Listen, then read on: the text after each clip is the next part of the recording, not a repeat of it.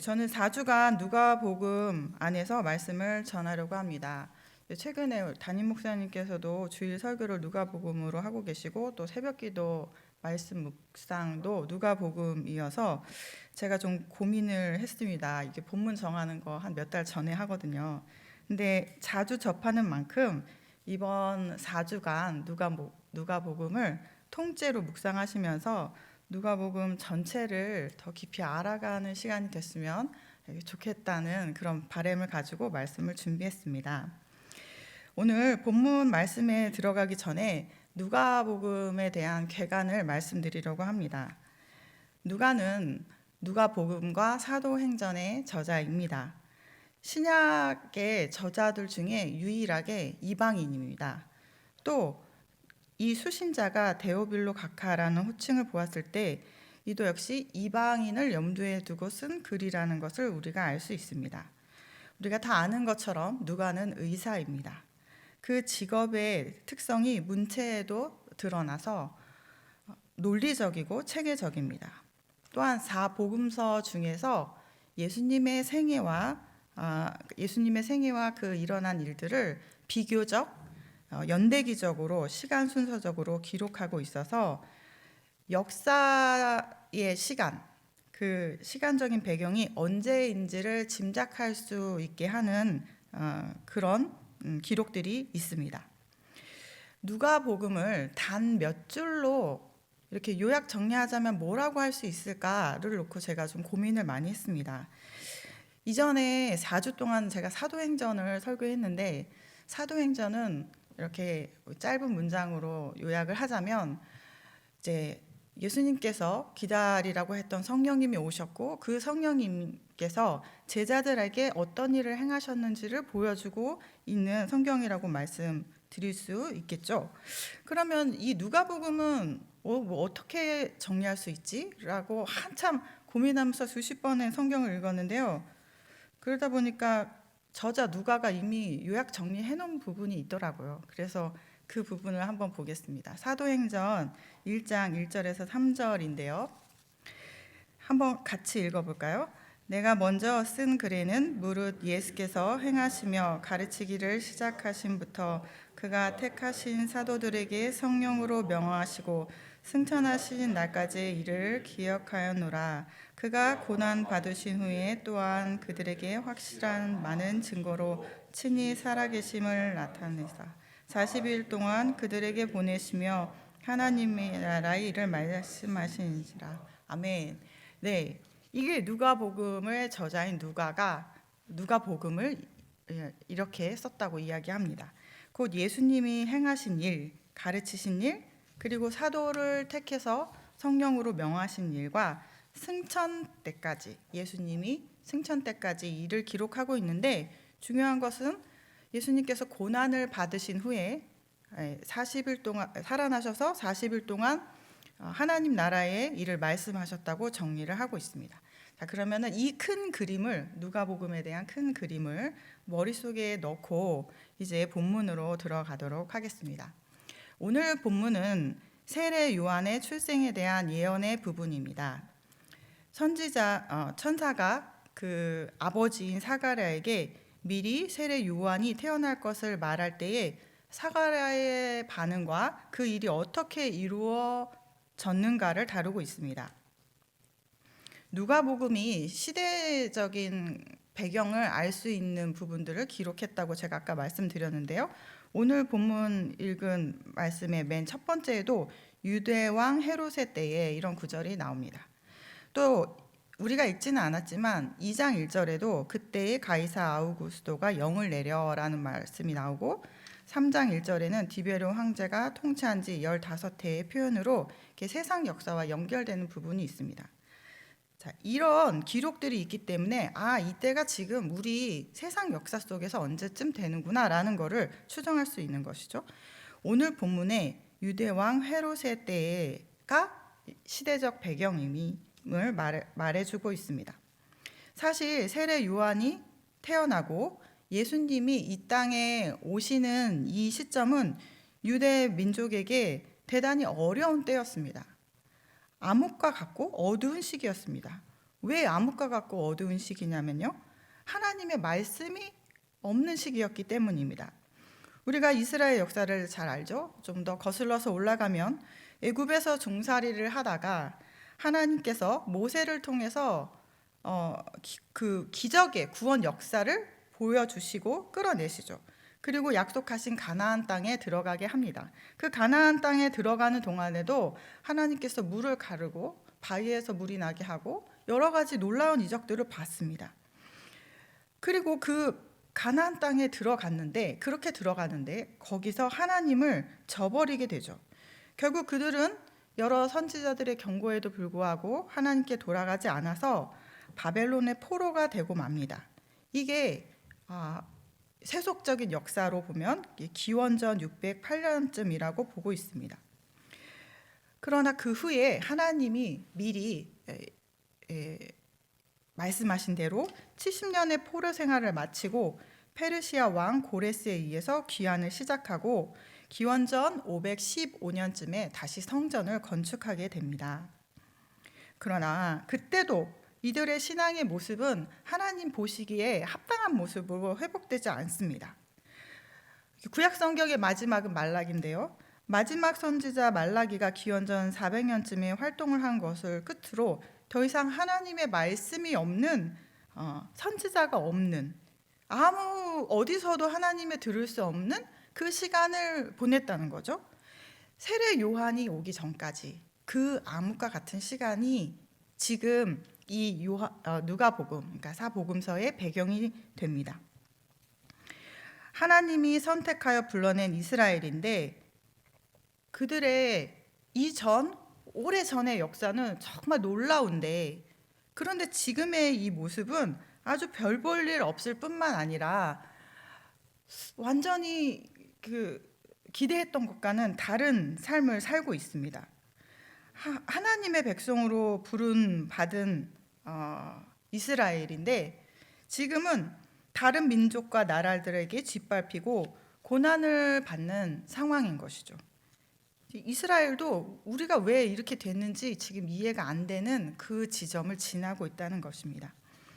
이런 상황 가운데서 제사장 한 사람이 오늘 본문에 나옵니다.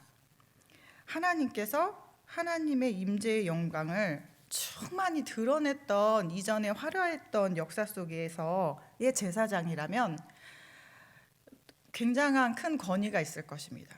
하나님께서 바로바로 응답하시고 막 불로 보여주시고 이랬을 때에 하나님께 제사를 드렸던 제사장이라면 사회적으로나 여러 가지 부분에 있어서 권위가 있었을 텐데, 지금 이 시기는 하나님의 말씀도 없고 뭐가 옳은 건지도 모르고, 그리고 이 제사장의 위치 역시 굉장히 초라할 수 있는 그런 위치라는 거죠. 다 쓰러져가는 나라이며 하나님의 말씀도 없는 그 400년을 보낸 시간 속에 제사장의 권위는 한없이 초라하기 그지없는 위치라는 것을 짐작할 수 있습니다. 이 요즘의 현실과 비교하면 예전에는 선생님 하면 다 껍벅 이렇게 존경과 그런 권위가 있어서 사람들에게 존경을 받지 않았습니까? 요즘 선생님 하면 정말 그 권위가 땅에 떨어졌습니다. 네. 이러한 것과 비슷한 맥락이죠. 그러니까 이 제사장이 게다가 나이도 많은데 아이도 없습니다. 사회적 권위도 없는데 이 개인의 삶도 어려움이 있는 것이죠. 여러분들 다 아시겠지만 아이가 없다는 것은 저주받았다, 이렇게 사람들에게 인식이 되고 있었으니까요. 그런데 그 제사장 사가랴와 그 아내 엘리사벳은 하나님 앞에 의인이라고 성경이 기록하고 있습니다. 그러니까 이 부분이 어려운 부분입니다. 하나님이 인정한 의인인데 삶은 녹록지 않은 것이죠. 반대이고, 이 모습은 어떻게 보면 이스라엘의 모습을 대변해주고 있는 모습과도 같습니다. 그리고 이것이 우리의 현실이기도 합니다. 하나님이 주신 은혜가 있어서 주님을 따라서 여기까지 왔는데 믿음이 없는 사람보다도 내가 뭐가 더 낫지? 라는 현실을 만날 때가 있습니다. 가족이 병이 들거나 어려움에 처하기도 하고 실업의 위기를 맞거나 관계의 어려움을 겪으면서 정신적 고통에 시달릴 때도 있습니다. 그리고 그렇게 공들였던 사업이 아무리 해도 이게 왜 어디서부터 잘못되는지 모르게 안 되는 때도 있습니다. 때로는 아무에게도 이해받지 못하는 것 같아서 마음 둘 데도 없어지고 어디다 대고 하나님 믿는 사람이니까 믿지 않는 사람들에게 그거를 막 이렇게 막 다 드러내고 하소연하기도 어렵고 이런 시간들이 우리의 인생을 살다 보면 가끔씩 만난다는 것이죠. 이렇게 사는 게 맞나? 이런 시간이죠. 이런 생각이 들 때가 있습니다. 사가랴와 엘리사벳은 나이가 들어 자신들의 힘으로 더 이상 아이를 가질 수 없는 그런 나이가 되었습니다. 특별히 아이를 기다려본 분들이라면 이 애타는 마음을 더 잘 아실 것입니다. 젊어서 아이를 기다리는 분들은 그 하루하루가 너무 초조하죠. 또 그 부모 세대이신 분들이 자녀가 애를 갖지 못하면 그게 그냥 늘 마음속에 있습니다. 그게 하루, 한 달, 그리고 1년 이렇게 지나면서의 그 심리적인 부담감이 말로 다 할 수 없죠. 근데 그게 1년도 아니고 10년도 아니고 30년 지나서 이제 더 이상 아이를 가질 수 없는 그 나이까지 이르렀을 때 사가랴와 엘리사벳이 갖는 그 커다란 상실감과 좌절감이 그 밑바닥에 있었을 것입니다. 이러한 때에 사가랴는 변함없이 그의 제사장 직무를 행하려고 주의 성전에 들어간 어느 날 천사가 나타났습니다. 무서워하는 사가랴에게 천사가 말합니다. 사가랴여, 무서워하지 말라. 너의 간구함이 들린지라 내 아내 엘리사벳이 내게 아들을 낳아 주리니 그의 이름을 요한이라 하라. 세례 요한의 출생의 예언입니다. 그가 온다는 뜻은 곧 예수님이 이 땅에 오실 때가 되었다는 뜻이기도 합니다. 한 개인에게도 이스라엘에게도 그 긴 암흑의 시간을 뚫고 이제 빛이 시작되었다는 것을 보여주고 있습니다. 오늘 저는 여기서 사가랴의 개인적인 부분에 포커스를 두지만 세례 요한의 출생의 예언은 곧 메시아의 출생이 임박했다는 것을 알 수 있고 구약 성경이 그것을 우리에게 가르쳐주고 있습니다. 천사가 아들을 낳을 것이라고 말할 때 사가랴는 믿지 않았습니다. 왜냐하면 자신과 아내가 나이가 너무 많았기 때문에 그런 일은 있을 수가 없다고 단정한 것이죠. 그런데 하나님 앞에 의인으로 사는 사가랴도 그렇습니다. 그렇지 않습니까? 의인이라고 성경이 기록했는데 그는 단정했습니다. 이런 일이 있을 수 없다. 8절에 내가 이것을 어떻게 알리오? 내가 늙고 아내도 나이가 많으니이다. 사가랴가 이것을 어떻게 알리오 하는 말은 마치 무슨 증거를 구하는 것 같지만 천사가 하는 말 속에 그가 믿지 못했다는 것을 확인할 수 있습니다. 20절에 내가 내 말을 믿지 아니함이라고 분명하게 말하고 있습니다. 사가랴가 믿지 못했고 그래서 말을 못하게 되는 더 큰 어려움도 겪습니다. 아니 제사장이 제사 드리러 들어갔다 나왔는데 말을 못해. 보면 사람들이 그럴 거 아니에요. 저 뭐 잘못해서 벌 받았나 보다. 이런 더 큰 수모도 여기 같이 있습니다. 그러나 그 말 못하는 자로 수개월을 지내는 시간이 있더라도 하나님은 예언대로 계획대로 그에게 아들을 보내주셨습니다. 이것이 우리의 시간을 통해서 우리의 역사를 통해서 하나님이 일하고 계시다는 것을 확인할 수 있는 부분입니다. 나이가 많아서 아이를 잉태할 수 없는 사람에게 하나님이 일하셨습니다. 그리고 결국 24절, 25절인데요. 이후에 그의 아내 엘리사벳이 잉태하고 5달 동안 숨어 있으며 이르되 주께서 나를 돌보시는 날에 사람들 앞에서 내 부끄러움을 없게 하시려고 이렇게 행하심이라 하더라. 엘리사벳의 하나님을 향한 찬양이 나옵니다. 이것은 하나님 앞에 의인으로 살아가는 자, 그 인생 여정, 그리고 그 시간 흐름의 결국을 말하고 있습니다. 시간 안에 하나님이 두신 계획이 있습니다. 내가 내 힘으로 발버둥 쳐 봤는데 안 되는 시간을 보낼 때가 있죠. 내가 가진 것으로도 내가 원하는 것을 만들어낼 수 없어서 쩔쩔 매며 그 시간을 통과하는 그때가 있습니다. 나에게 더 이상 나올 게 없어요. 내가 답이 없어. 이거를 깨닫는 데까지 아는 시간이요. 좌절을 하게 되죠. 그러나 하나님 앞에 서 있는 삶, 의인으로 살아내기를 포기하지 않고 그 긴 시간을 견뎌낸, 그 시간을 살아낸 그 사람에게 그 시간의 끝에서 하나님이 정하신 때에 하나님의 일을 보여주십니다. 이 여정을 통해 하나님은 우리의 항복을 받고 하나님의 일하심을 나타내 주시고자 합니다. 그리고 결국 엘리사벳의 찬양처럼 우리의 입술로 주께서 내 부끄러움을 가리려고 그 시간을 내게 있게 하셨구나. 그 시간을 통해서 이렇게 하셨구나. 로 하나님에 대한 이해와 하나님에 대한 신실하심을 깨닫는데 하나님의 풍성하심을 알아가는 데까지 우리를 데려가신다는 거죠.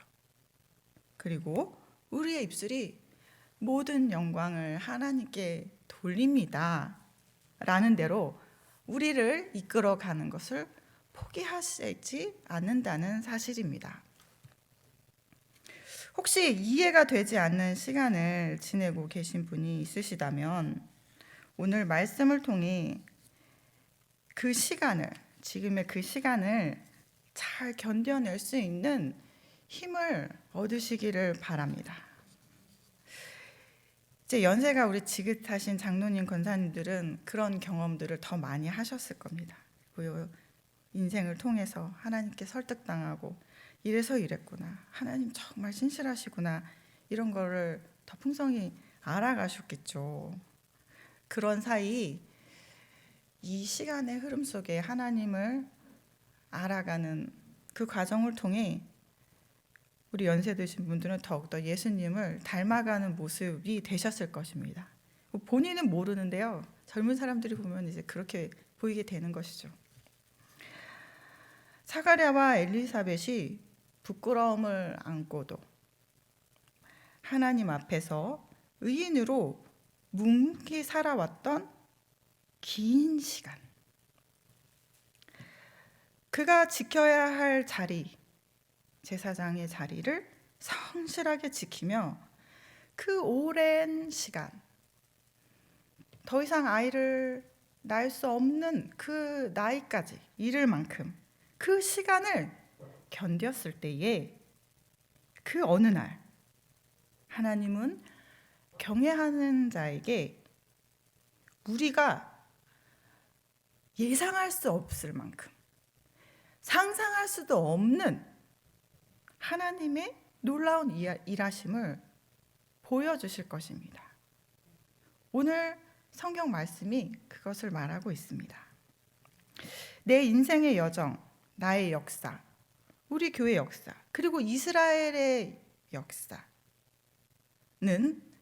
그냥 시간이 흘러가는 것이 아니라 결국 그 시간의 흐름 속에, 역사의 흐름 속에 하나님께서 우리에게 무슨 일을 하셨는지를 나타내 주시기 위한 하나님의 일하시는 공간이 되는 것입니다. 우리 교단의 어른 목사님이신 박영선 목사님께서 그러시더라고요. 시간은 하나님이 일하시는 공간이다. 이렇게요. 결국 우리 하나님은 하나님을 경외하는 자들을 통해 하나님이 하셨군요. 하나님 영광 받으십시오. 영광을 주님께 돌립니다.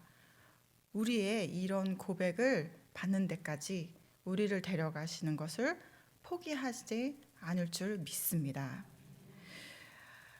그러므로 오늘 계신 그 자리에서 성실함으로 세상이 어떤 말로 우리를 평가하든지 내가 있는 곳이 어떤 위치든지 간에 묵묵히 주님과 함께 이 시간을 견뎌내는 우리 성도님들이 다 되셨으면 좋겠습니다.